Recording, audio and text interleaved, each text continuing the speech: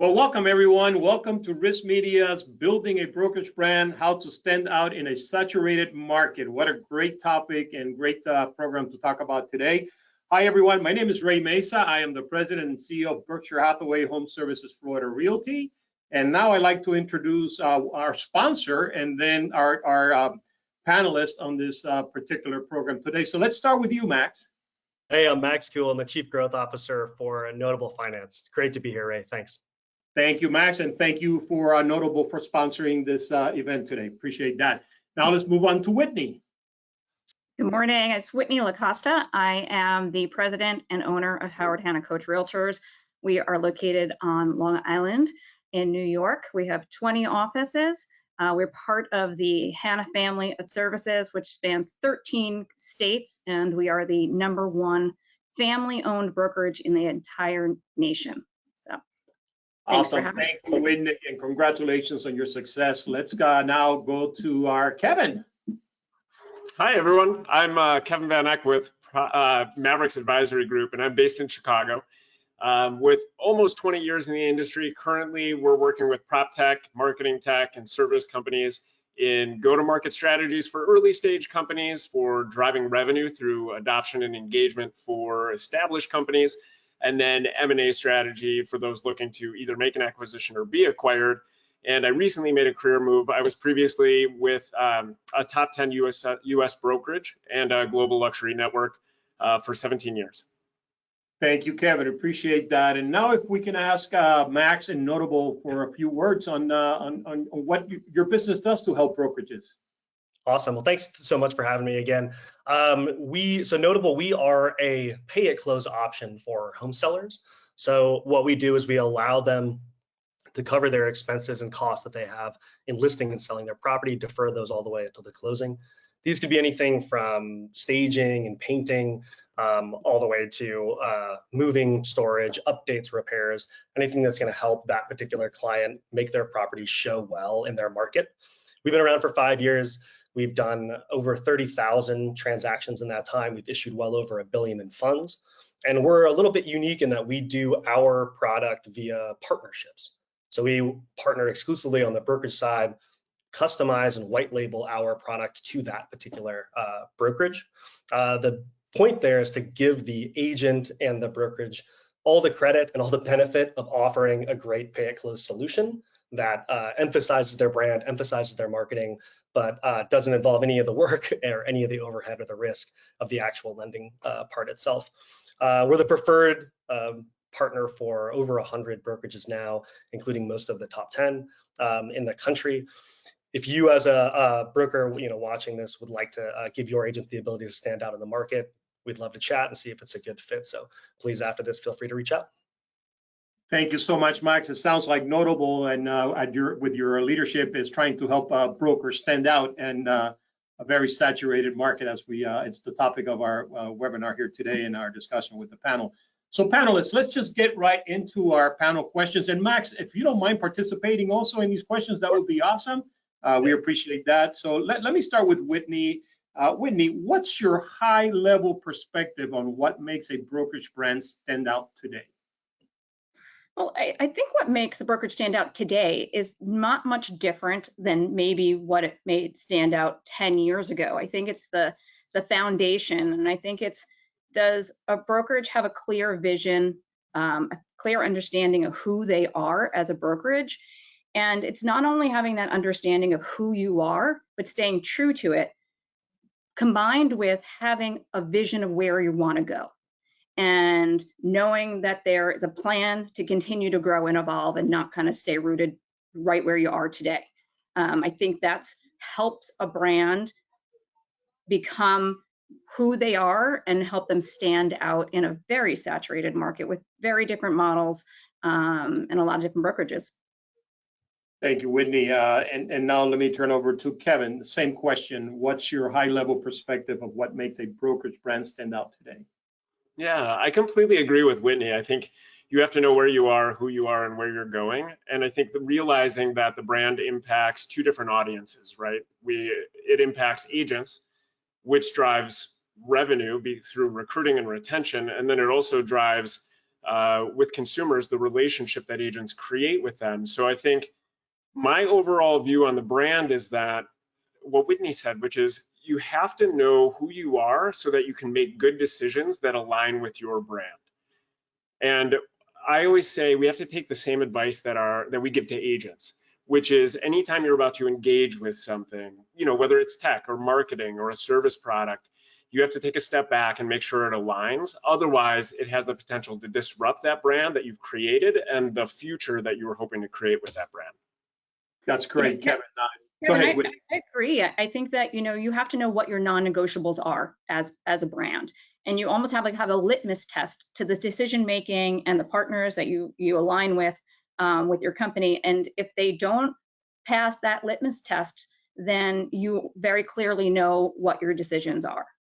Yeah, I agree with everything that has been said so far. I would also add to that many times we talk about that you can't be everything to everyone.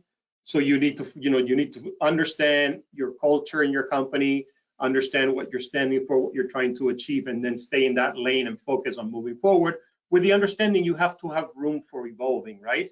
And adapting to change and things that are happening. But Max, I'm interested to hear your thoughts on this because you're not operating a brokerage, but you are working with a number of brokerage operators. So I'd like to hear your perspective on it. Yeah, I mean, I also agree with what Whitney had shared in terms of, especially in terms of like the importance of the brokerage as a brand, right? I think I read a lot of stuff about brokerages, like, the agents are more powerful now, teams are more powerful now. We have a lot more experience as a technology company, like working directly with consumers. We've totally put our flag in the ground, right? From a brokerage perspective, that's our go-to-market, is to partner on the brokerage level. So we really believe that the brokerage brand is essential. And part of that is that, so tying back to what Kevin said, part of that is that like consumers get overwhelmed by like a lot of stuff, right? And they get overwhelmed by a lot of things that are coming to them. And what we have found from our agents that work with our product, they like that it reinforces their brand. They like that because it touches on all those other things that are being talked about. And it helps the consumer to not have a bunch of other sort of vendors and things that are kind of coming up when they are presenting, when they're sitting down, they're doing their listing presentation. They have a clear message that they can give. And so I think that it's my perspective, Kevin, you might have like more experience on this, but like I think as a consumer, someone that's not an agent, that's more bought a house and sold a house, like brands on the brokerage side really do matter to me. That's like something that actually comes, more consumers know about brands than they know about the concept of the team structure in real estate. And so I think it is really important to make sure there's a consistent thread there, and to make sure that the consumer kind of knows what to expect when they go into, for example, that listing presentation. Thank you, Max. Kevin, you want to kind of expand on that? Yeah, I think that's really true. I think if you go back to the emotional piece of brand, agents want to be proud of where they work, right? They want to be proud of the brand they represent. And then consumers, when they list, they're talking with friends and family and colleagues and neighbors, and they also want to be proud of the sign that's in their yard. And I don't mean the logo or the palette. I mean what that brand stands for and what the perception of that brand is in the marketplace.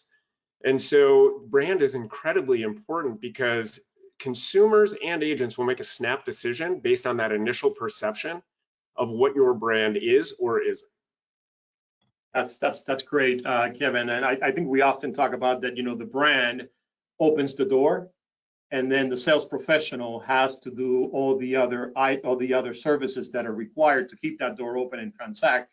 But I'm a big believer that a lot of people know Ray Mesa, but millions of people know Berkshire Hathaway, the brand that we support and promote, just like the brands that you support and promote in your companies.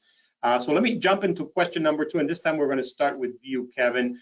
Where do you see the biggest opportunity for brokerages to be, make themselves different from both an agent standpoint? I think you hit a little bit on that, and also from a consumer standpoint. If we can just dig into that a little bit deeper, because I do believe that in the industry as brokerages, we have 2 customers. We have the internal customer, which is our sales professionals, and then we have the external customer, which is the buyers, sellers, tenants, landlords, investors, and so on.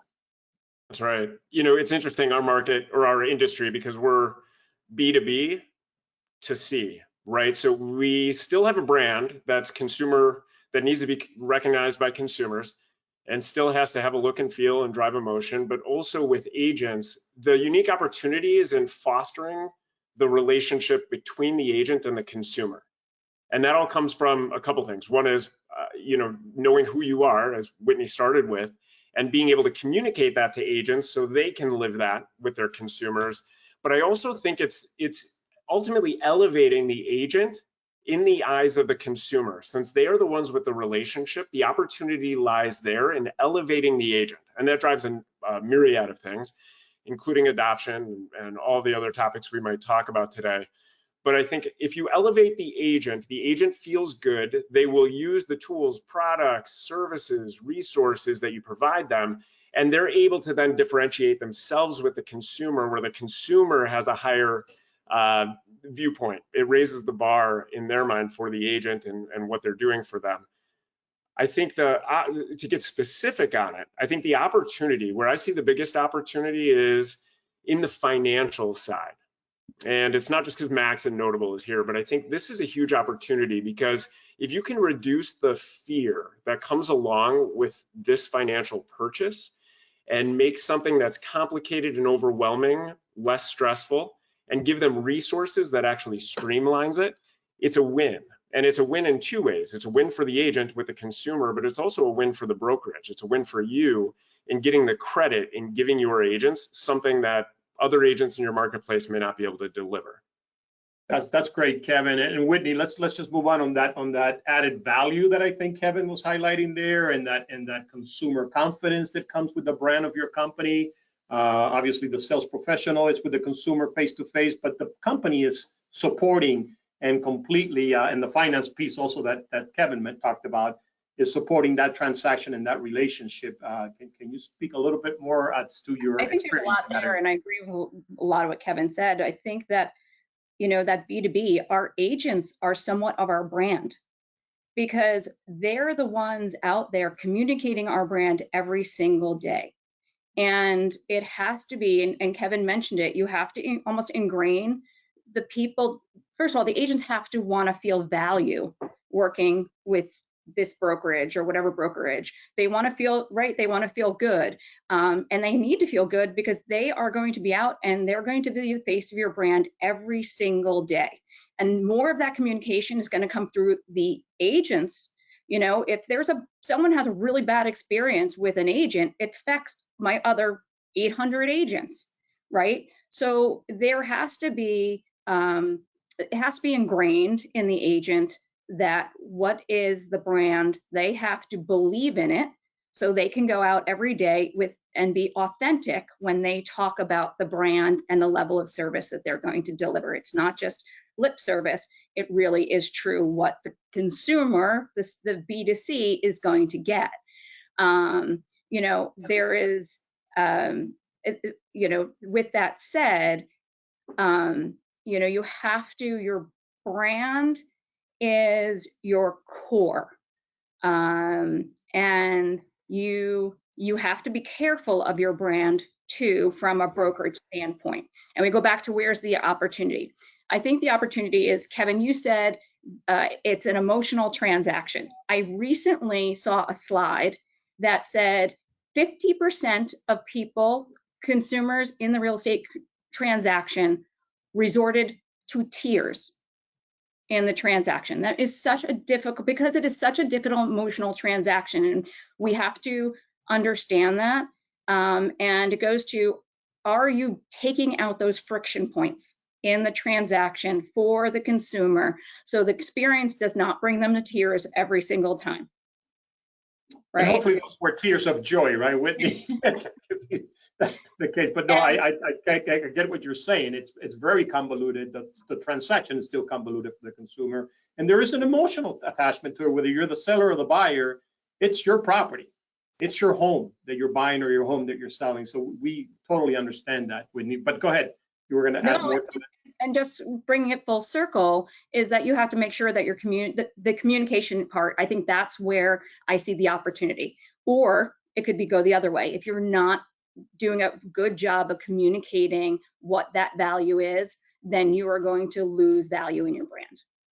I was curious, Whitney, as I was like hearing you talk about that, like, what's the one most effective way that you convey that to your agents? Like it sounds really great, right? Like, well, how are you able to like effectively get your agents on board with your core brand? Is that something you talk about? Is it? It has to be. It has to be. You have to live it, and I think that a lot of times it becomes with time and trust that what you say is what you do as a brokerage. There's no disconnect between what you say, the decisions you make, and what you do. And that becomes with, and that creates that long ability to withstand any type of market in any time, is that concrete core.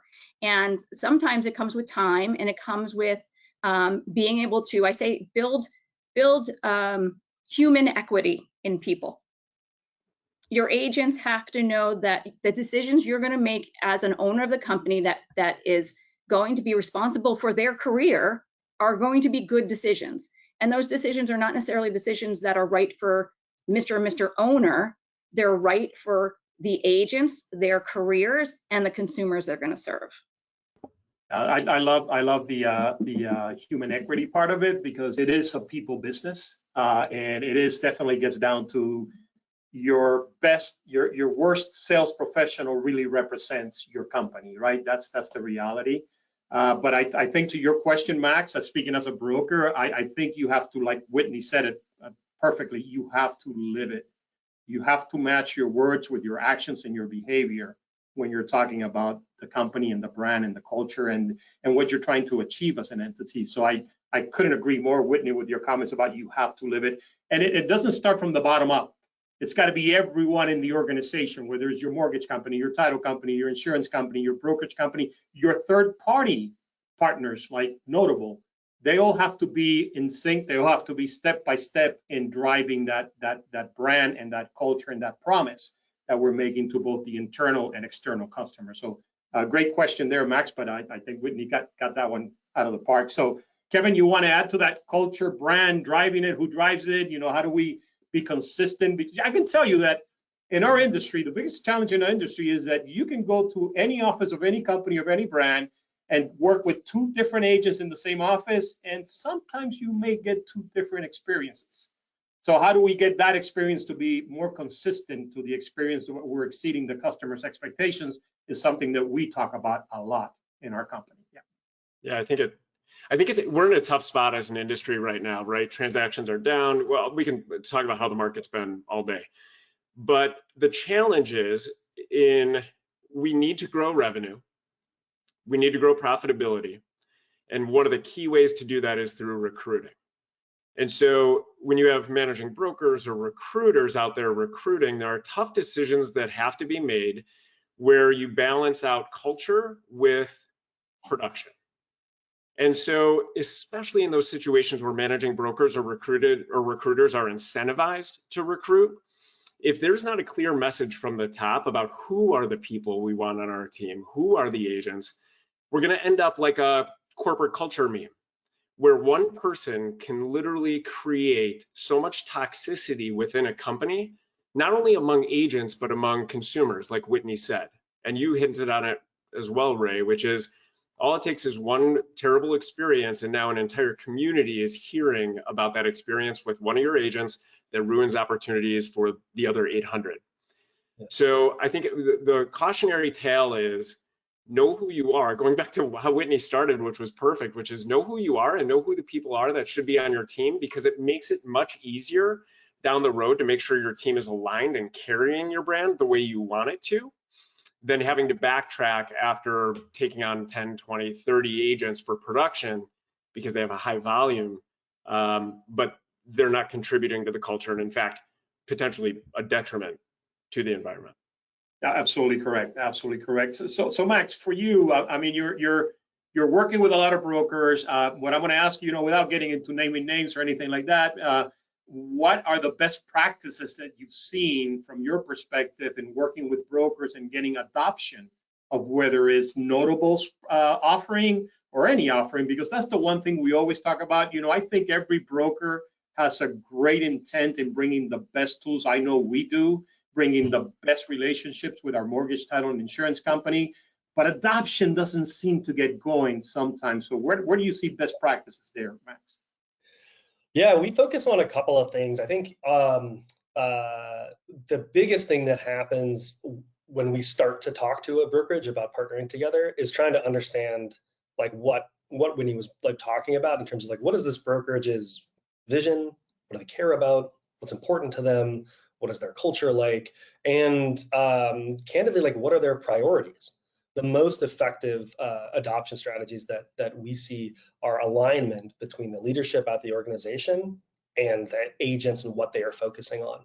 And so when the leadership has a particular focus, in some cases like an obsession with X, whatever that thing is, we are gonna do the best listing presentations in our market. We're gonna have the most information. We're gonna have this comprehensive strategy and approach that we're gonna take. So every seller we sit down with has this wonderful experience, knows exactly what's going on. It's gonna be better than the 4 other conversations that, like, when that's just an example, but if the brokerage is interested in spending the time and energy and investing in their agents and investing in their seller experience, we're going to have a great alignment and we're going to see really strong adoption. If we talk to a brokerage and they're doing 18 different things and they just launched 3 other platforms, and we ask them about their experience with that, and everything is just a tool in a tool belt, it's like probably not going to be the right fit for us, because we customize it, because we white label it, because this is our one strategy is to leverage the brokerage. We want to make sure that they really want it and they really care about it. And it's okay if they're not good at the moment. We've had great relationships with brokerages where, like, I talked to them, they weren't ready. A year later, we got connected and it went great. And so it's more about finding alignment and making sure that it's the right fit that everybody can kind of can invest in. And so in a lot of cases, we have brokerages that actually don't do a lot of partnerships. They just kind of focus on their core business and let their agents partner with whoever they want.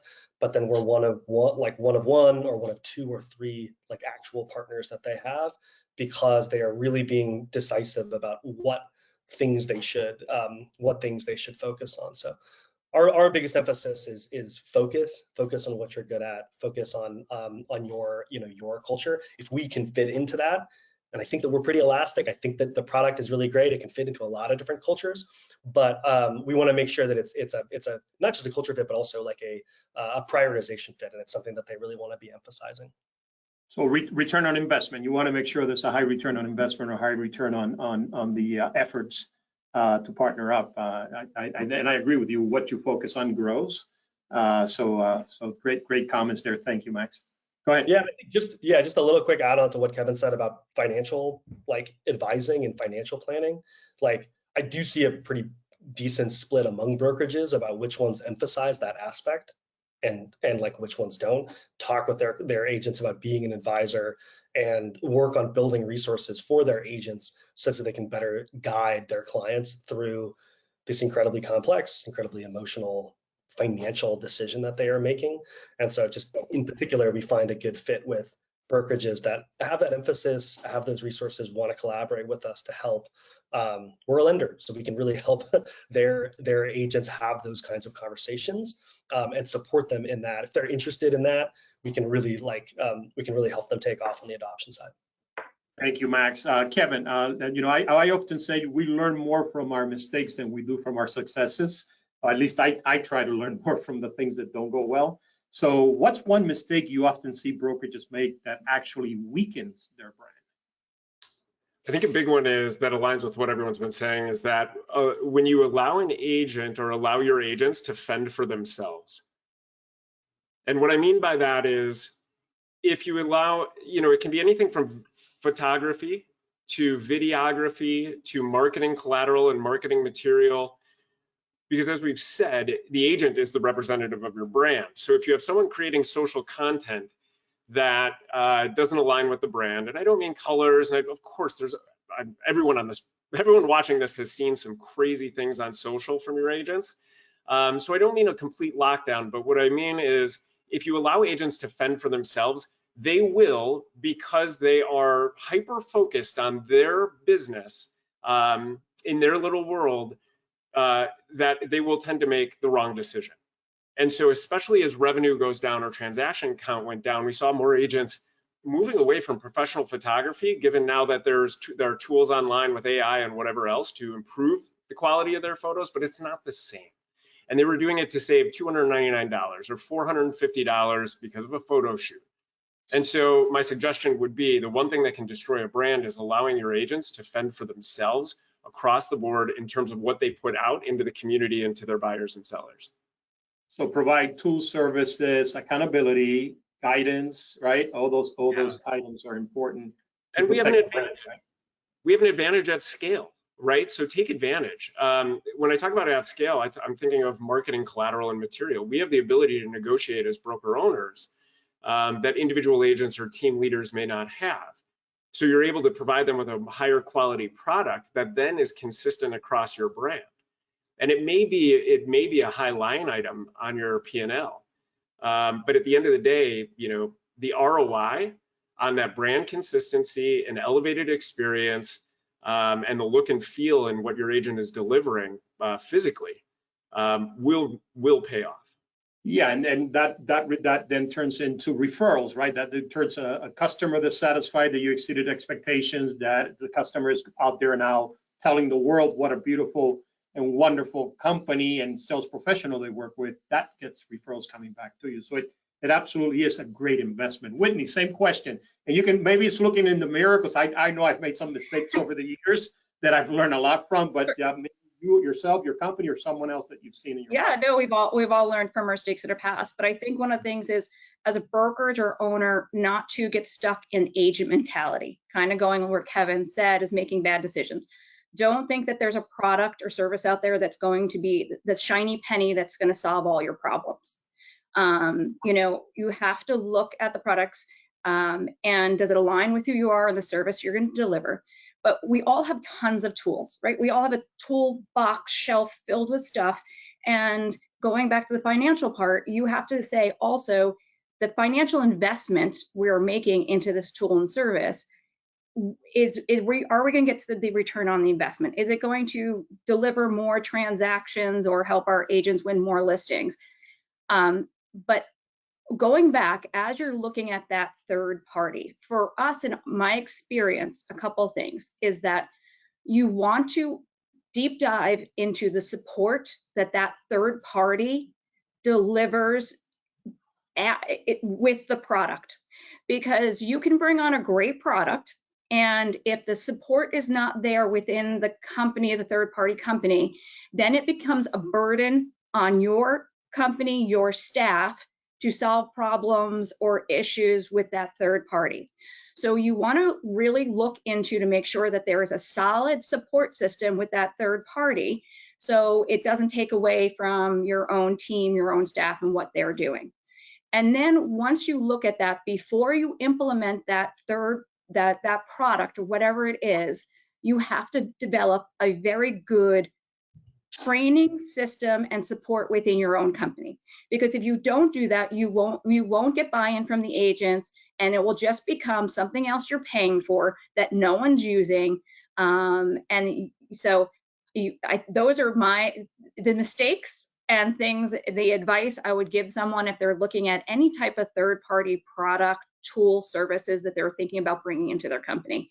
Be wary of the shiny penny. Make sure you look at the support that's provided by that company, so it doesn't become, so they're there to support you and your agents, and also have a plan in place prior to bringing in that product or third party, and make sure that you do get good adoption once you bring it in.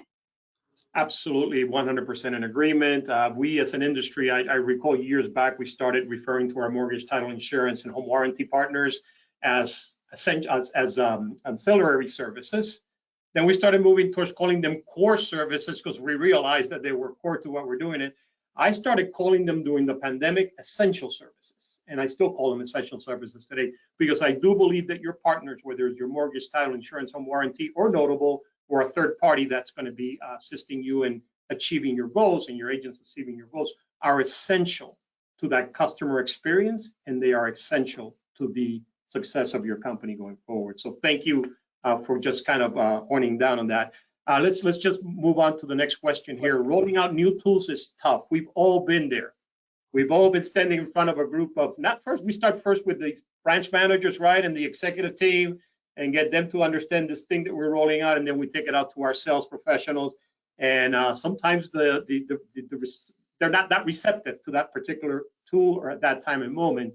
So the question is, rolling out new tools is tough. What strategies really drive adoption? Whitney, I'm going to start with you. And what pitfalls your brokerage should avoid? So going again, back to what I said, it's training, support. You know, when we have in our company, we've developed an in-house support team just for our products and services. So, you know, if there is a problem or issue, our agents have someone to go to, because if we know how agents function, if it becomes too difficult or there's a friction point between product and use, it's not going to get used. And so we have to be able to take out all the friction points in order for the adoption to happen. So making sure that training is provided on all different levels, in person, online, continued training, and you can't just roll something out in a couple month period and then think, okay, now it's been rolled out, all the agents are going to continue to, they're all bought in and they're going to continue to use it. That doesn't happen. It has to be consistent, ongoing for months and years, as long as you have that product for people to, and your agents to engage it and then use it. And that's the accountability piece, right? You got to keep going back and checking, and you got to keep going back and getting, you know, what's the adoption rate? How many folks are using it? Where are we having challenges? Where are we having success? So we can share those success across the board. So absolutely. And Kevin, I think you talked a lot about, you know, leaving the agents by themselves, you know, to do their own thing, probably not in the best interest of the sales professional, the company, or the brand that you're trying to promote and, you know, move forward. Because when we're talking about a brokerage and a brand, we're not talking, you know, this month's brand. It's the next, you know, decade, 2 decades, 3 decades, and so on and so forth. There are so many brands in the industry that have been around, some of them for 100 years. So again, that's something that I like to get some of your take on from your perspective on how you operate with other brokerages in your field. Again, looking for best practices, and perhaps based on the question, you know, where did somebody really went wrong, or a company went wrong when rolling something out, because probably they didn't do enough vetting up front of the vendor.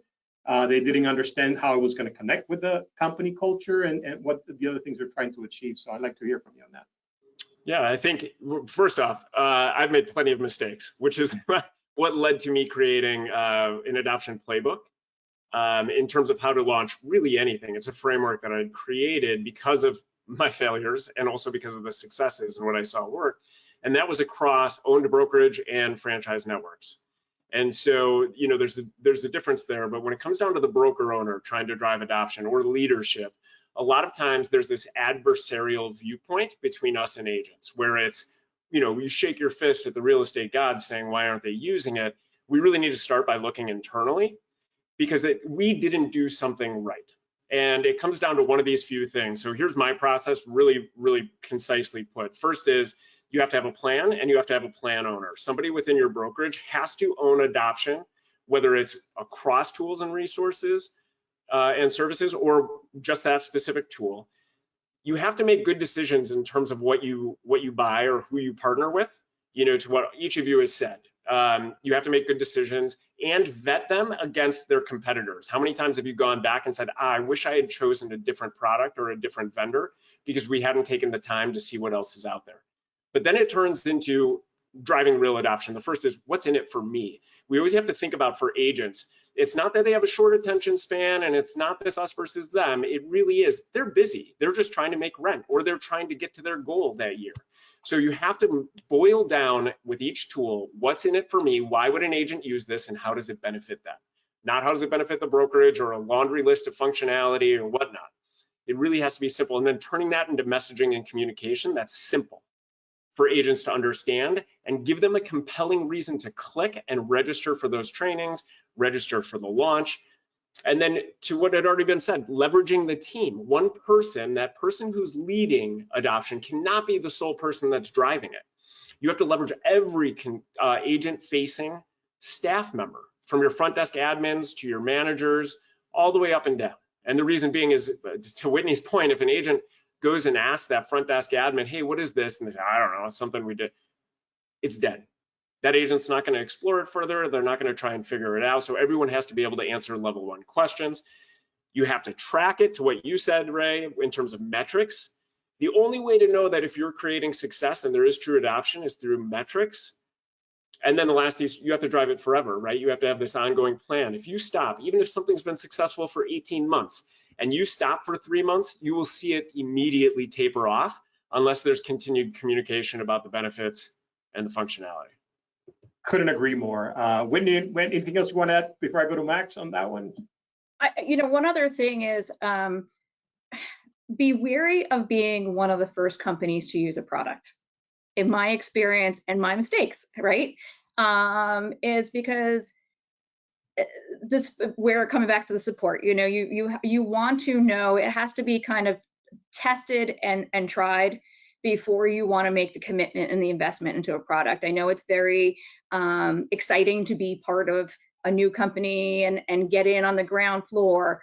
But when it comes to, you also want to make sure those companies are financially secure, so that you don't bring a product on and then in 9 months, 18 months, all of a sudden the company's not there and the product's not there, and you have egg on your face in front of all your agents, or you're running around trying to find another product to fill that hole at last minute.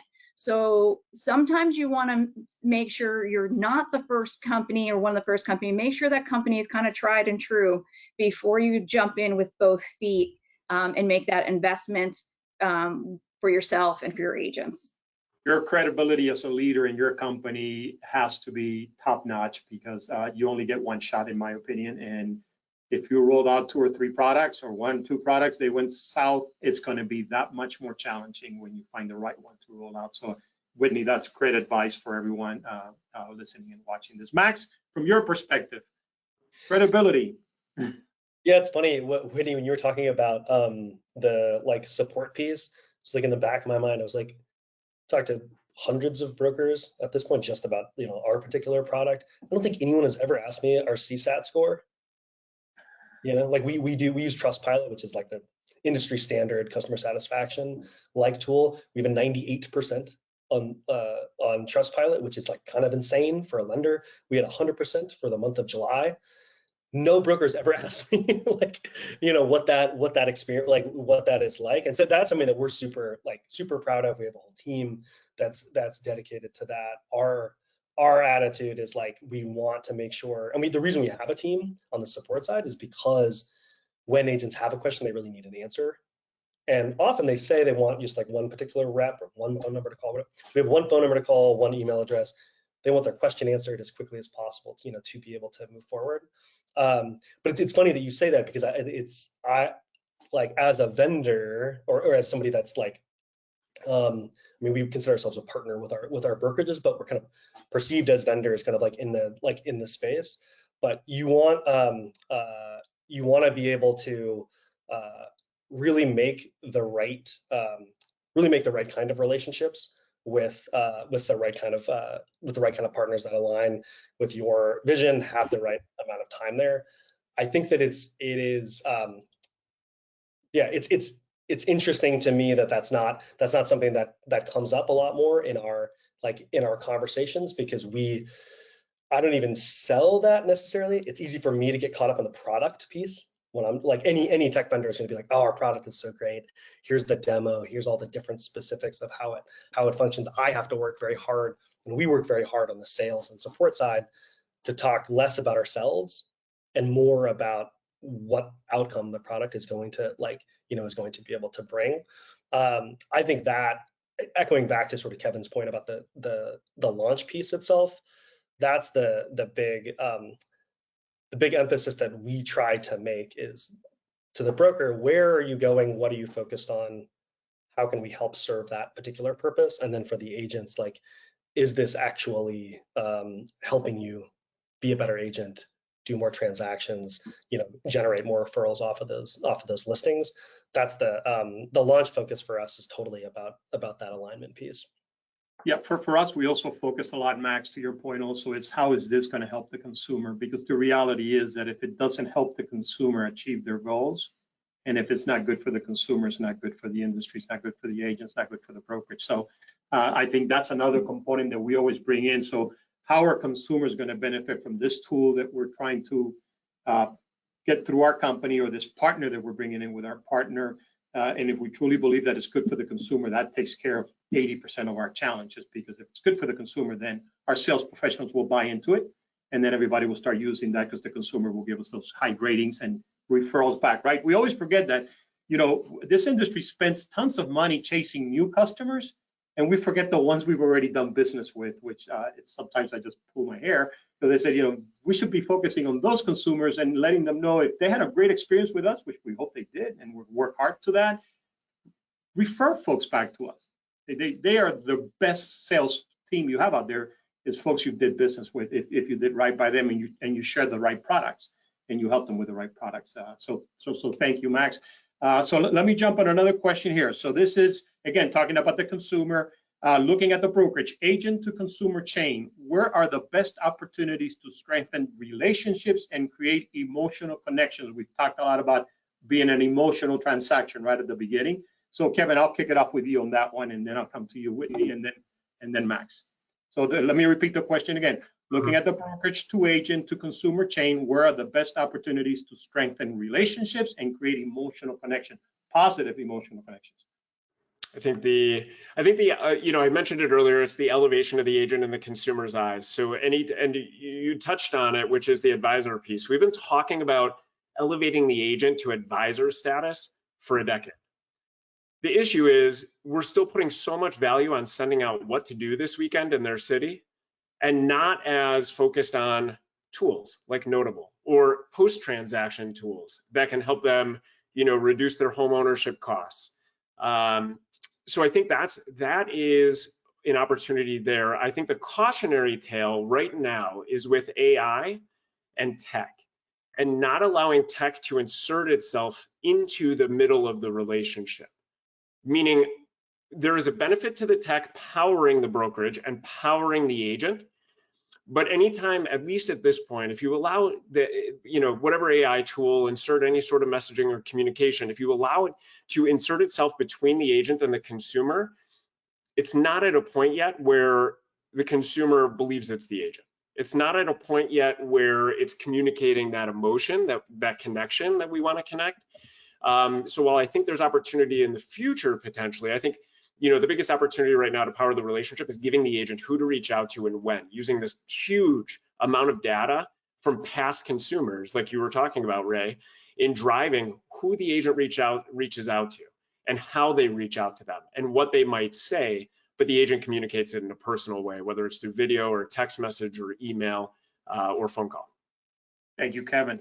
Great advice there. Whitney?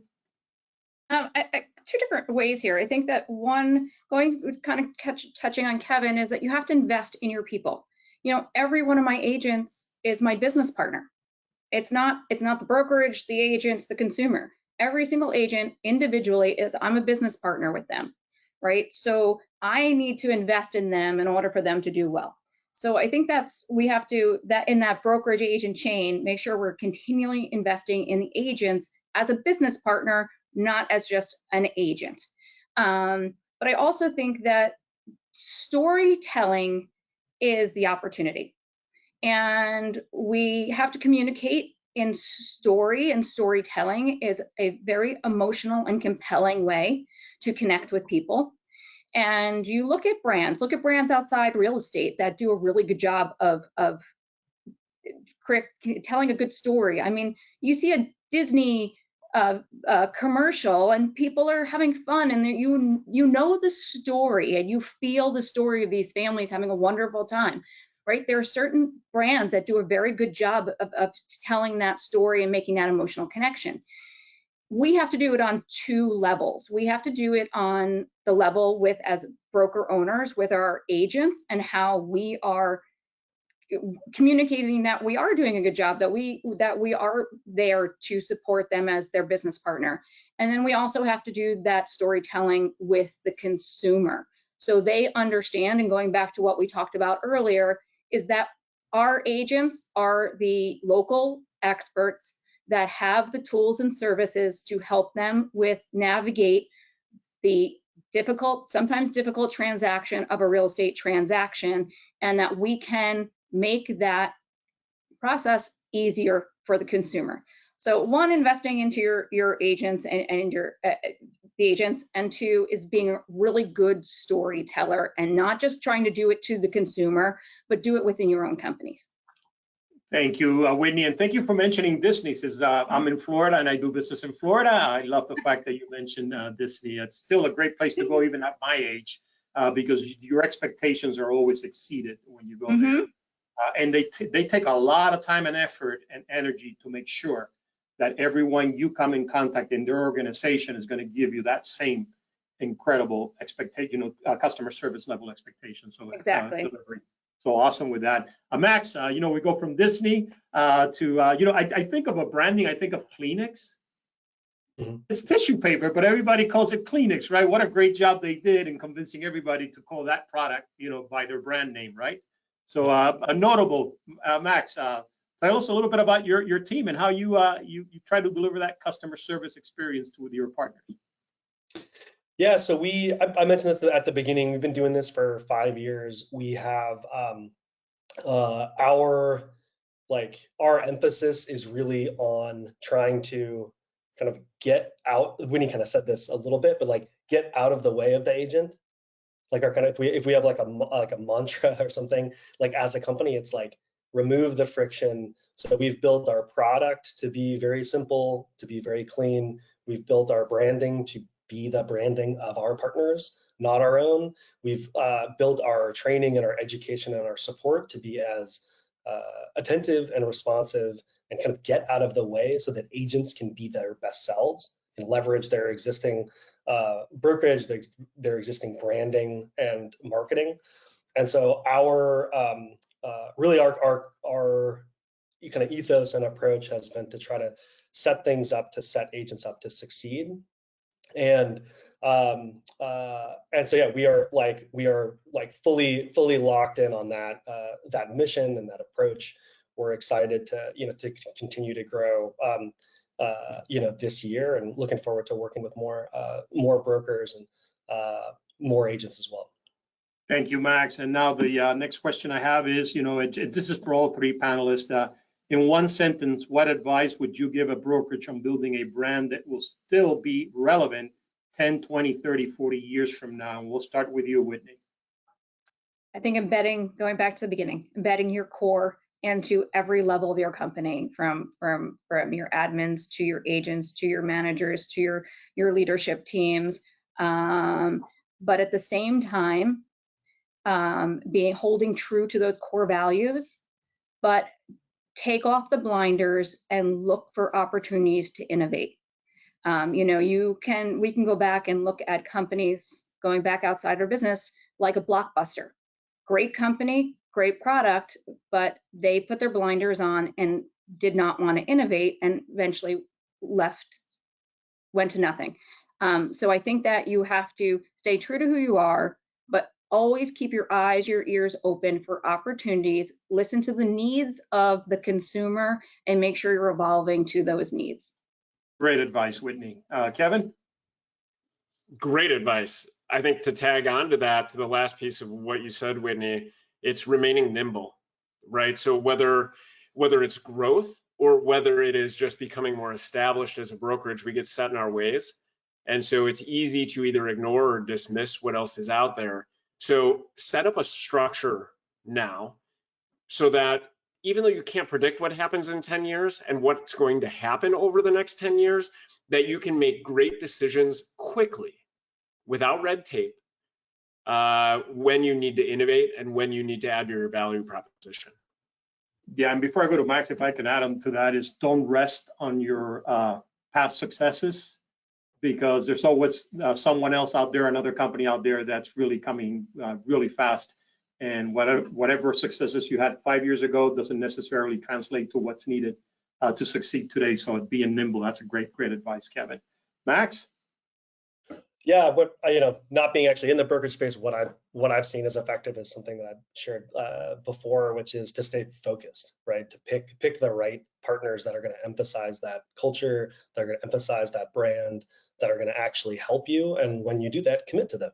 And so you probably like a lot of other things, you probably want fewer things that you invest more of your time and energy into, and that's going to help you kind of see through whatever the market does. Yeah, I think in other words, it's eliminate all the distractions and focus, because there's a lot of distractions in this industry coming at your way all the time. Many years ago, a great mentor of mine said to me, if any day of the week, any day of the year, any day, if you're not green and growing, you're stagnant and dying. So you want to remain, Kevin and Whitney, to your point, and Max, you want to stay green and growing, which means I don't know everything. I still have opportunity to grow, and that's what's going to help me move forward. So the next question I have is when partnering with third parties, and I think we probably talked about this, but let's jump in it. When partnering with third parties, building tools, resources, and services, adoption, and we talked about that, and I think it's worth talking about it some more. And engagement is consistent challenge. What have you seen that works in driving tools like Notable that makes a difference, and what mistakes have you seen? And I'm going to start with you, Max, on that one, because you're looking at it from the partner standpoint, and then I'll come to Kevin and Whitney on that question. So what have you seen that really works and makes a difference, and what mistakes have you seen that you wish another partner wouldn't repeat in the future? Yeah, I think one thing that we've seen that works really well is working with kind of what you'd call like influencers at the brokerage. These are folks that are really. In some cases, they're like top producers. In some cases, they're like maybe not top producers, but they're very effective at some aspect of the business, marketing, branding, recruiting, something like that.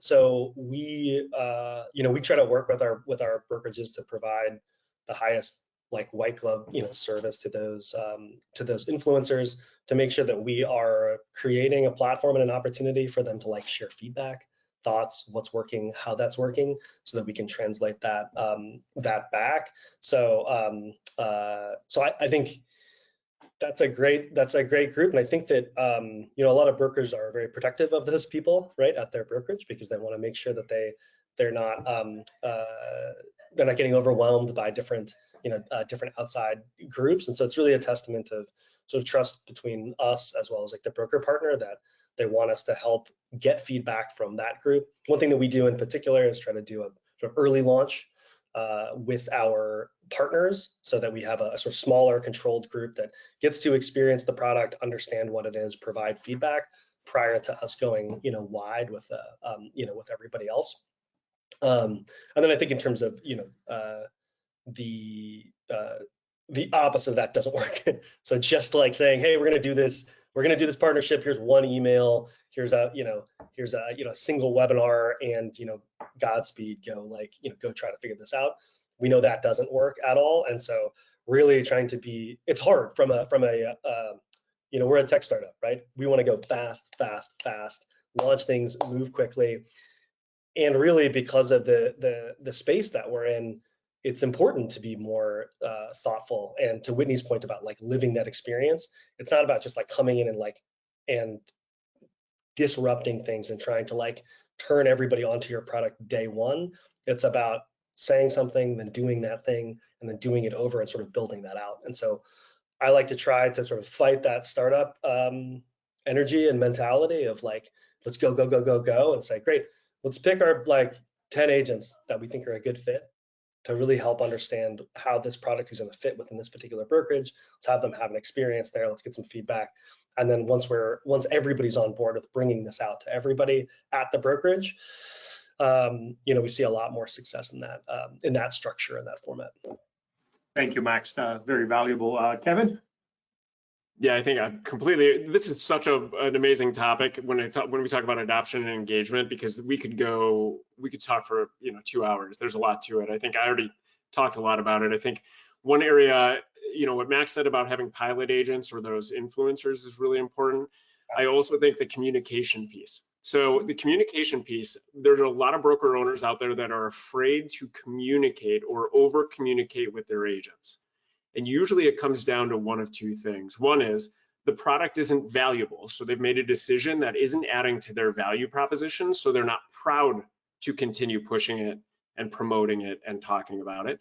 The second piece would be they're messaging it incorrectly, where it's not resonating with the agent in terms of that, what's in it for me. So, and we know that agents need to hear, people need to hear things multiple times in order for it to resonate. And I'll never forget the day when the very first time I was frustrated, where for 7 years, I had been talking about how to use a specific piece of collateral during a listing presentation. And an agent who had been there longer than the 7 years said, wow, that's such a great idea. And she hadn't realized, and she was a top producer, right? And I was frustrated. And then it hit me. I said, you know what? She's busy. She's doing a ton of business. Of course, she doesn't read all the, it's on me then. That was my mistake for not communicating it correctly. So when it comes to communication, when you make right decisions, you have the right tools. Do not be afraid to communicate it and switch up the communication so you're leveraging those influencers, so you're leveraging success stories, so you're leveraging the did you knows, the one piece of functionality that's going to help an agent drive them. Insert it into your training and coaching versus a class on Notable. Insert Notable into your how to crush a listing presentation class, right? So all communication, I think, is so important, because if we don't do it, we're afraid to do it. Nobody in your organization will know how you're creating value for them and how they can influence their consumers. Yeah, and I go back to that accountability piece, go back and check, you know, we make sure that every one of our services and partners are communicated not only to our existing sales professionals, but when we're onboarding, it's part of the onboarding process of bringing folks onto the company. Whitney, your comments on adoption, communication, anything, take whatever you want out of what we just talked about. I love Kevin, what he said. You have to not look at yourself, but look at the agents and meet them where they're at. If you want something to happen or you want to have engagement or adoption. So very true.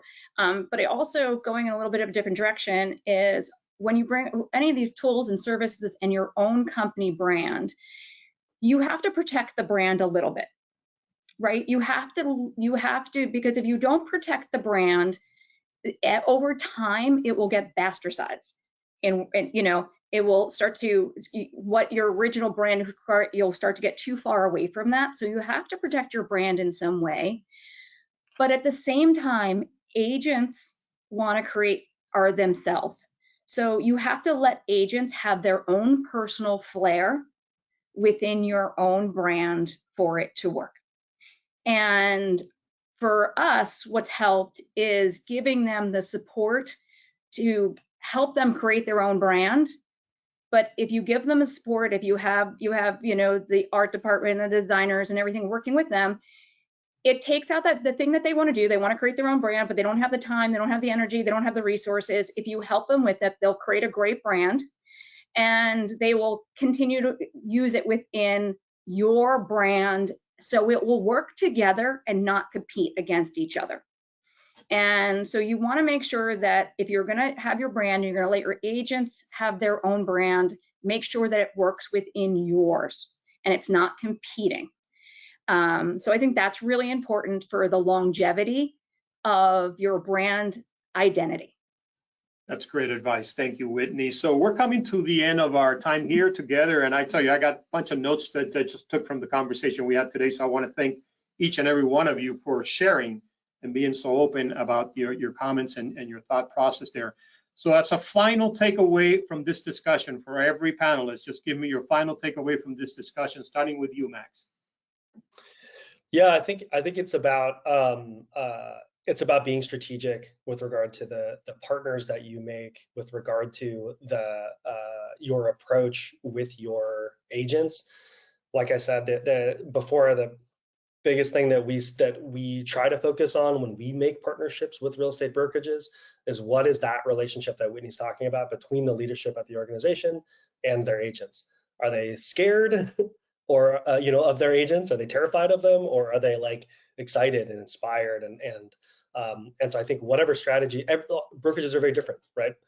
Whatever strategy, whatever culture, whatever sort of core values you have as a brokerage, leaning into those to make sure that you are you're building relationships with your agents proactively, and from a position of excitement and enthusiasm and positivity, and finding partners that fit with that and can help you do that. That's really essential. Thank you, Max. Leading from a position of courage and strength, not fear and weakness. We talk a lot about that a lot in our company, and we live that because it's important. Kevin? I think it would be innovation within the boundaries of your brand. So the way Whitney started, you have to understand who you are and who you want to be and where you're going. But innovate within that, within those boundaries, in order to really differentiate yourself in the market. And if you continue doing that and you retain your brand, but you're continuously moving forward and raising the bar, then you will become the go-to brokerage for agents looking to make a move. You will attract the right agents, and you will also then be empowering the agents to continue to grow their businesses. Thank you, Kevin. And Whitney? I'm going to piggyback on what Kevin said. Let your core values be your DNA, and may it guide all your decisions, but don't let it blind you to innovation and ideas and the future. Thank you, Whitney. Well, thank you, panelists. I thank RISMedia for allowing this opportunity for us to be here as a panel. I want to thank Kevin and Whitney and Max for great advice and great information that we're sharing with the audience, the brokerages that are watching here today, and hopefully they'll take something away from everything we discussed today. And before we close, Max, I'm going to turn it back over to you, our sponsor, Notable, for your last words and comments. Yeah, thank you so much, Ray, and Whitney and Kevin for joining. We are a startup. We're growing. We're expanding. We've got a lot of great brokerage relationships. We'd love to make some more. So, if you're interested in exploring whether or not Notable is a good fit for your group, click on the QR code there. Reach out. Love to have a conversation. And this is how I talk. This is how we kind of do our business. And so if it seems like a good fit, please reach out. We'd love to have a conversation. Well, thank you, everyone. Thank you, RISMedia, and great success for the rest of 2025. Appreciate everyone. Thank you, everyone. Thank you. We'll see you in Disney, Ray. Yeah, you're welcome. And by the way, Florida's open for business, so just come on down.